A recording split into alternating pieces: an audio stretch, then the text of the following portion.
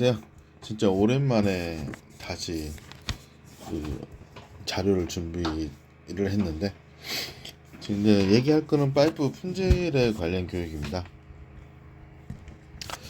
조간 업종에 종사하시는 분들은 대부분 다 아시는 부분들이 많이 있을 거고 또한 모르는 부분도 있을 거고 일단 조간 우리가 말하는 ERW 파이프죠. 일련 튜닝 파이프라고 하는데 조간 파이프에 만드는 조간기의 공정에는 기본적으로 언코일러 그리고 샤웰다 어큐뮬레이터 그리고 포밍 그리고 웰딩 그리고 사이징 그리고 턱스헤드 커팅 머신 거단기 이스티 그리고 패킹으로 나눠지고 있습니다.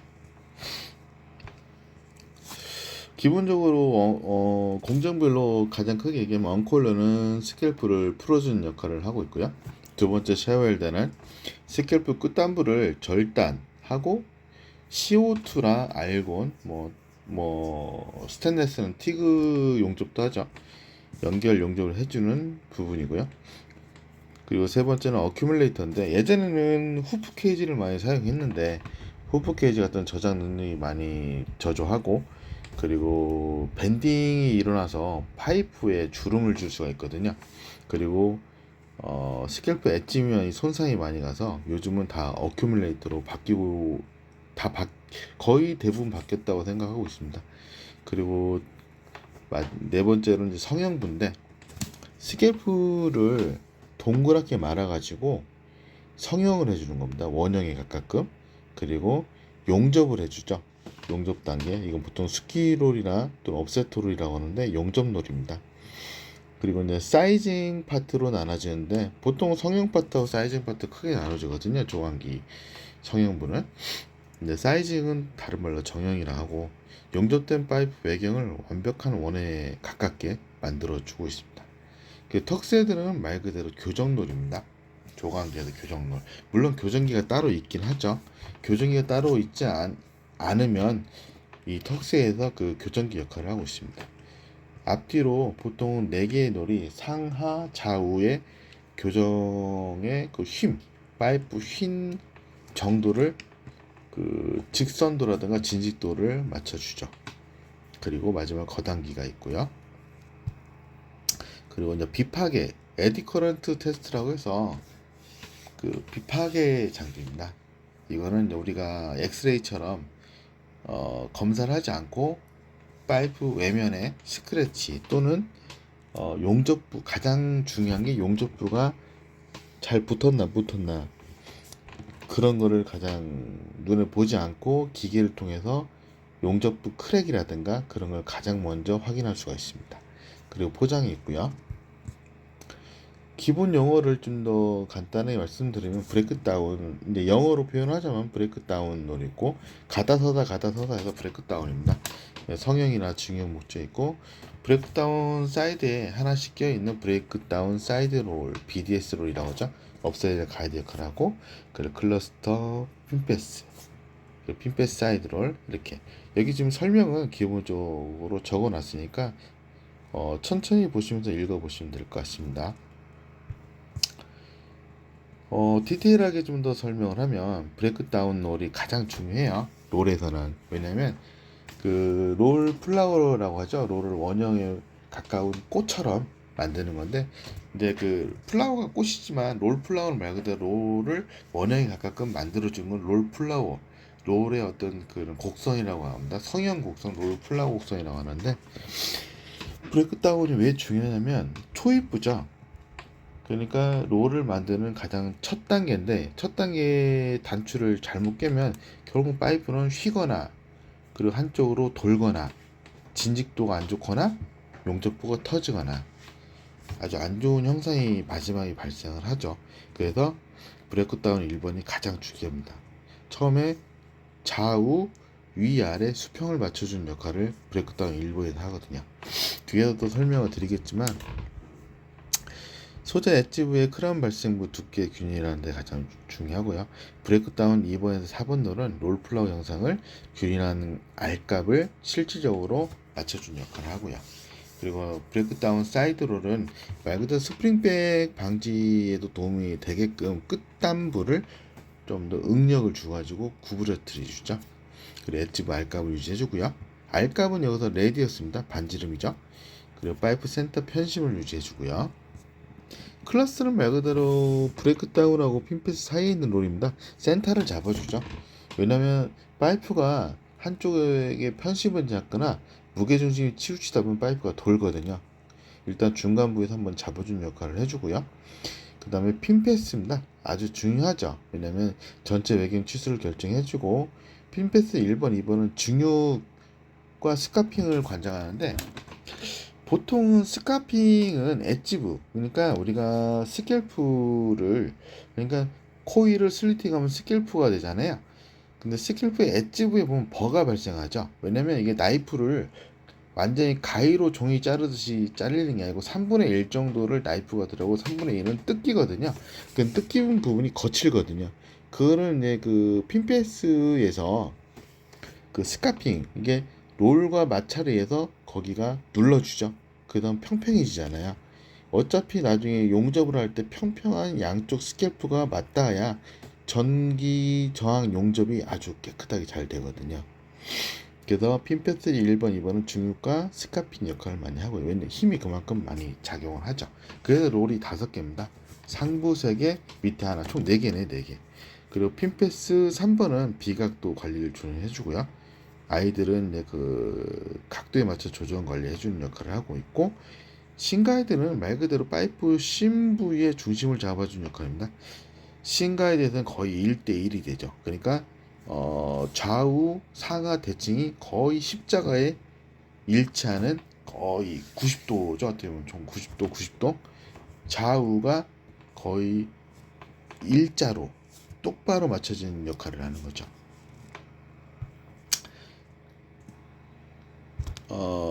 그리고 기본적으로 브레이크다운 롤을 여기 롤플라워가 위에 보면 롤플라워 있고, 브레이크다운은 그 뒤에도 설명했지만 보통 W가 W 밴딩입니다. 더블 밴딩, 그 엣지 밴딩. 보통 요즘 우리나라에서는 보통 엣지 밴딩하고 더블 밴딩을 많이 사용하고 있는데, 우측은 엣지 밴딩이고 왼쪽은 더블 밴딩입니다. 더블 밴딩은 말 그대로 가운데 베어링이 있어가지고 롤을 그 좌우로 돌려가지고 양쪽 각도가 서로 다른 거죠. 그러니까 롤을 이쪽 각도하고, 그리고 여기 각도하고 같이 쓰고, 그리고 이거를 롤을 돌려가지고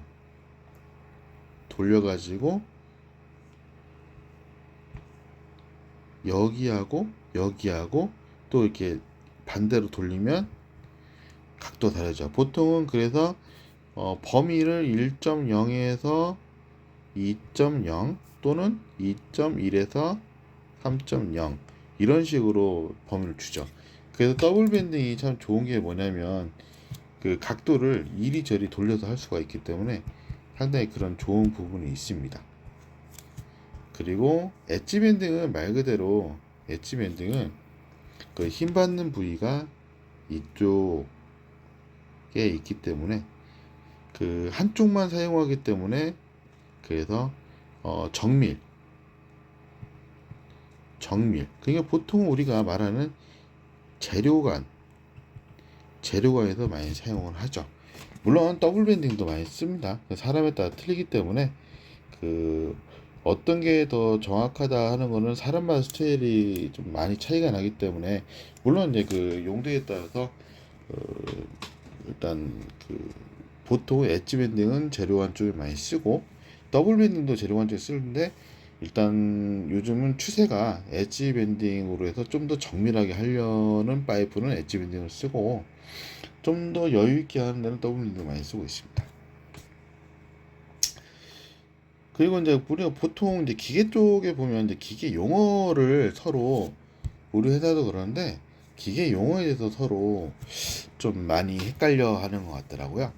보통은 이제 뭐 우리가 그 감속기라고 하죠. 감속기 뒤쪽에 보면 감속 유니버스 조인트가 있고 감속기인데, 이거 헬리컬 기어라고 하거든요. 보통 베벨 기어라고 하는데, 그리고 이제 메인 DC 모터가 있고, DC는 다이렉트 커런트입니다. 다이렉트 커런트. 말 직류라고 하죠. 왜 직류를 쓰냐? 힘이 좋거든요. 그리고 서브 모터 같은 경우는 근데 그 기본적으로 그 신호를 주는 그런 뭐 엔코더랑 FA 코더처럼 달려가지고 기본적으로 여기에 그 전기적인 신호를 먼저 받고 메인으로 전기를 서로 소통을 하는 그런 창구가 될 수 있는 모드고요.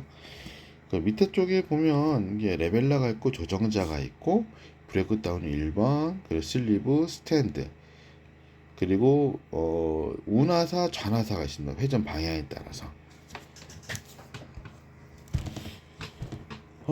그리고 이제 그 예전에는 서큘러 포밍 있고 엣지 포밍, 더블 밴딩 게 총 세 가지가 있는데 요즘은 보통 엣지하고 더블 밴딩 많이 쓰고 있는데 현재는 보니까 더블 밴딩을 많이 쓰고 있습니다. 왜냐면 편리성 때문에. 물론 엣지 밴딩 아이도 쓰고 있는 회사도 있고요. 그러니까 이건 회사마다 그리고 OP의 성향 그리고 뭐 공장장의 성향에 따라서 이건 자기 특징을 찾아가면 될 것 같습니다. 아까 말씀드렸듯이 아이들러죠. 브레이크다운 1번, 2번 사이에 있는 아이들러 론인데 보통 비구동롤이라고 하죠. 왜냐면 구동롤은 말 그대로 유니버스 조인트가 달려 있어가지고 그 감속 연결이 돼가지고 직접 힘을 받는 걸 구동롤이라고 하고 유니버스 조인트가 연결이 안 돼 있는 그 아이들러 같은 경우는 그냥 비구동이죠. 그러니까 돌아가면 스캘프가 흘러가면서 물려가지고 같이 돌아가는 걸 비구동롤이라고 하고 있습니다. 보면 그 아이들러 1번 같은 경우 그리고 2번 같은 각도는 롤 업체마다 좀 다를 수가 있습니다. 보통 레디어스라고 하죠. 레디어스 이제 끝단부에 아이들 끝단부에 마찰 부위 롤의 마찰 부위 여기서도 일부 스카핑이 발생하고 약간의 증익도 발생할 수 있습니다. 근데 제일 중요한 스프릿백이죠. 어떻게 보면 그 여기서 끝에를 약간의 힘을 줘서 밴딩을 주면서 파이프 원형에 가깝끔 말아 올리게끔 그렇게 영향을 주고 있죠. 그리고 이제 핀 패스 아주 중요하죠. 여기 어떻게 보면 전체 공률을 균형하고 스캐프 웨지 스카핑 그런 영향을 좀 주기도 하고요. 두께 방향 그러니까 어떤 두께의 방향성을 제시하는 가장 중요한 역할을 주기도 합니다. 물론 중요하게 되는 여기 보면 위치별로 중요하게 되는 그 보통 핀패스 1번 같은 경우는 아래쪽 그리고 2번 각도가 다릅니다. 1번, 2번, 3번, 4번 물론 핀패스가 3단짜리도 있어요. 3단짜리, 2단짜리도 있는 것 같더라고요. 보니까 보통 근데 평균은 3단, 4단이라고 보시면 돼요. 물론 그 재료관이라든가 좀 더 중요한 후육관이라든가 박육관 그런 거 같은 경우는 5단짜리까지도 놓는 데가 있습니다. 물론 그럼 기계가 길어지고 단가가 올라가겠죠. 일단은 핀패스 1번, 2번, 3번, 4번은 그 지금 파란색은 그 스캘프가 말아진 원형입니다. 그러니까 원형의 엣지부와 핀패스 나이프에 받는 부위가 그리고 받는 부위의 힘의 부위가 서로 다릅니다. 이거는 OPD의 성향에 따라 틀리고 이론에 따라 틀리기 때문에 그 직접 실습을 하면서 이 롤이 어디가 마찰로 어디에서 스크래치가 많이 발생하는지 핀패스 나이프가 어느 부분이 가장 많이 깨지는지 그거는 노하우를 좀 쌓으면서 이론적으로 한번 확인해 볼 필요가 있다고 생각합니다. 윗부분에 보면 이제 깎이는 모양이 그 나이프가 제대로 닿지 않았으면 그리고 많이 닿았으면 가운데가 깎이거나 그리고 상부가 덜 깎였다면 안 닿았겠죠. 그러니까 제일 중요한 거는 깎이는 모양을 보면서 나이프가 닿았는지 안 닿았는지 그리고 한쪽으로 깎였는지 양쪽 다 깎였는지 그거를 나이프를 보면서 그냥 한쪽에 편마가 발생했다는 거는 결국은 수평이 안 맞다는 거겠죠. 수평이 안 맞으면 결국은 파이프가 완벽한 원형이 나올 수가 없고 편심이 발생할 수 있고 여기서부터 일단은 롤 마크가 발생할 수가 있죠. 그 스키롤입니다. 스키롤 같은 경우는 말 그대로 상하 좌우 편심을 잡아주고 말 그대로 가압로래요. 하부보다는 상부가 가압력이 상당히 세겠죠. 그리고 파이프 안쪽과 바깥쪽보다는 파이프 바깥쪽이 밀리기 때문에 바깥쪽에 힘을 많이 받습니다. 그래서 이 안쪽은 스키롤에서는 어떻게 할 수 있는 영향이 그렇게 많지가 않아요. 안쪽에 파이프가 휘었거나 덜 휘었거나 하는 건 브레이크다운 1번에 가서 포밍 1번이라고 하죠. 거기서부터 다시 잡아줘야 돼요. 그래서 상하 단차를 잡아주고 메탈프로 각도라든가 응력의 변화가 좀 많은 부분이 스키롤입니다. 그 용접롤, 가운롤 파트에 보면 이제 용어가 좀 많은데 이제 바이트 홀더라고 하죠. 근데 각도는 10에서 20도인데 네오텍 같은 보통 15도, 20도, 24도. 그때 회사의 상황에 따라 좀 틀리기 때문에 그건 서로 조절하는 게 좋을 것 같습니다. 밑에는 바텀롤이라고 하고요. 워크 코일이라고 하죠. 보통은 어떤 분들은 워커 코일이라고 하더라고요. 워커 코일이 아니고 워크 코일입니다. 돼지꼬리가 생겼죠. 그 스키롤은 업셋롤, 가압롤, 어떤 뭐 용접롤이라고 하고 있고요. 싱가이드, 가이드롤. 그리고 이제 그 용접기에 보면 CT암이라고 하죠. 그 CT암 발진부의 파트에 있는 CT암. 그러면 이건 쿨링존입니다. 에바콘에 또 종안유 파트하고 고주파 파트로 나눠가지고 냉각을 시켜주는 거죠.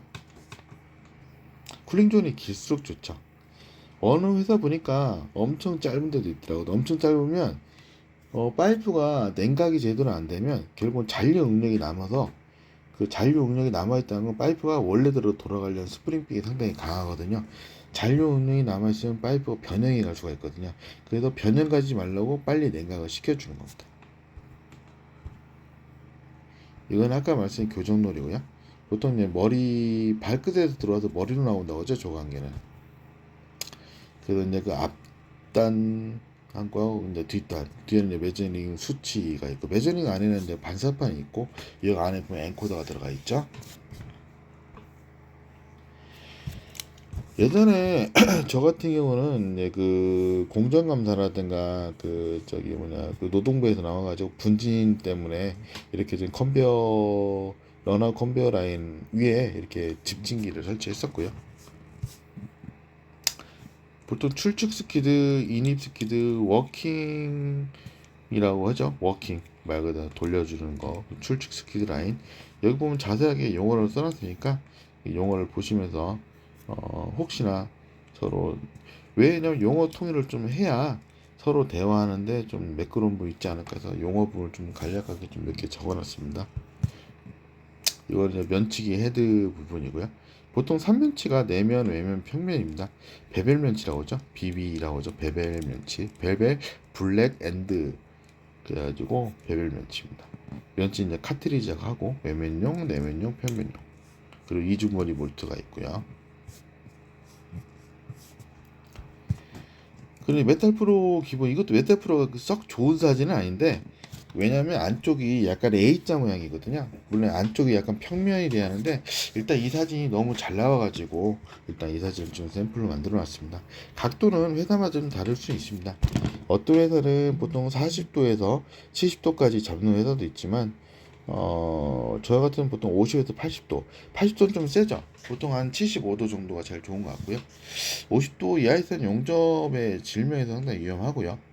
잘 안 붙었다는 거죠. 어떻게 보면 그 72도 80도는 후크 크랙이 발생할 수 있습니다. 후크 크랙은 안쪽이 아니라 바깥쪽에서 그 라미네이션이라고 하죠. 편석층 그 결 따라서 끝에가 일어나는 거거든요. 그 본딩 라인은 제 기준 0.01호인데 회사마다 조금씩 특약점이 있습니다. 그리고 본드부죠. 엣지부가 용접열이 이거는 이제 어떻게 보면은 이건 냉접이라고 할 수 있죠. 안쪽에 냉접.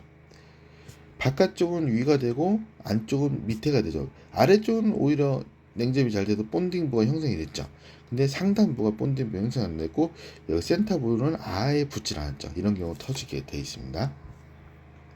그리고 본딩부가 또 미형성되는 부분은 여기는 전체적으로 본딩부가 붙질 않았어요. 일단은 본딩부가 형성이 안 됐고요. 일단 열이 가해지게 했는데 그 엣지부가 아예 붙질 않았죠. 이건 100%다 0도나 90도 평평에서 다 터지게 되어 있고요. 이거는 용접 본팅부가 용접은 됐어요. 근데 여기 보시면 이 빨간 아래 부분 가운데 실 크랙이 발생을 했죠. 이 부분은 그 조간유가 역류하면서 게재물이 좀 혼입이 됐어요. 조간유 안에는 그 철가루가 상당히 많이 돌아되어 있는 것입니다. 그게 필터링이 잘 안 되는 경우는 조간유 안쪽에, 그러니까 이 역류는 어디서 많이 되냐면 보통 그 스키롤, 업세트, 용접롤에서 역류가 가장 많이 되거든요. 조간유 역류가 많이 돼서 철가루가 아닌 혼입이 될 경우 이렇게 크랙으로 갈 수가 있습니다. 그래서 필터링을 보통 에바콘이라든가 그 에멀전 탱크 또는 배관용에서 필터링을 많이 하죠. 이것도 용접이 된 후에 그 하부 크랙으로 발생한 경우고요. 이거 아까 말씀드린 편석지입니다. 후크 크랙. 이게 보면 이거는 원소재 결함이라고 말씀할 수 있는데, 포스코나 현대에 보면 이 후크 크랙이라든가 그 후크 크랙이라도 이제 편석증, 라미네이션이죠. 영어로 말하면 라미네이션이고, 이걸 한자나 한글로 말하면 편석증입니다. 그러니까 편석이 말 그대로 돌 석자 써가지고 돌 사이에 층과 층 사이에 기포가 빠져나가지 못하고 멈춰 있는 거예요. 이게 어떤 외부 압력에 의해서 한쪽이 뜯어지는 거죠. 이 맨 왼쪽 후크 크랙 보면 이건 이제 사이드 스캘프죠. 왼쪽이 센터부고 오른쪽이 사이드부고, 그냥 사이드 스캘프인데 왼쪽 센터부 쪽에 후크 크랙이 발생해서 뜯어지는 경우죠. 이거는 이제 다른 회사 예를 들어서 이제 좋은 건 아닌데 좀 양호한 부분이고요. 이거는 이제 또 다른 회사인데 본딩부가 아예 부적합하게 됐죠. 이런 경우는 하부가 일단은 열 영향부가 형성이 부족했고 신율이 안 나고 탄성도 부족하죠. 하단부가 크랙이 발생할 수가 있고요. 이것도 하단부가 크랙이 발생하겠죠. 이거는 일단은 기본적으로 아래쪽에 브레이크 다운이 1번 자리가 아예 눌러지지 않았죠. A자로 돼가지고 이런 경우는 열 영향부가 형성이 부족하고, 이런 경우는 0도에서 누르면 안쪽이 일단 터지게 돼 있죠. 이거는 각도가 없죠. 터지진 않는데 잠재적 위험을 좀 갖고 있고, 그나마 좀 낮긴 한데 그래도 각도가 좀 더 있었으면 좋겠다. 50도 밑으로 나와서 40도도 안 나오겠어요. 이건 각도가 30도? 아니 30도나 20도 정도밖에 안 나올 것 같아. 각도가 너무 안 나왔죠. 각도가 안 나오면 본딩부가 넓어질 수밖에 없어요. 왜냐하면 힘을 받지 못하기 때문에, 양쪽에 밀어주기 때문에 밀어줘야 하는데 밀어주지 못한 거죠. 이거는 냉접이라고 하죠. 아예 붙질 않았죠. 열만 가했는데 본딩부가 녹아내질 않았죠. 이런 건 엣지부가 거의 부적합이죠. 그러니까 엣지부가 부교합이라고 하나 아예 붙질 않았습니다. 보통 기타 불량 유형이 여러 가지가 있는데 이렇게 뭐 찍힘이라든 길이가 있고요. 또 오늘 첫 번째인데 일단 교육 이걸 마치고 시간 날 때마다 한 번씩 교육자를 만들려고 하고 있습니다. 네, 이상 오늘도 교육 마치겠습니다. 감사합니다.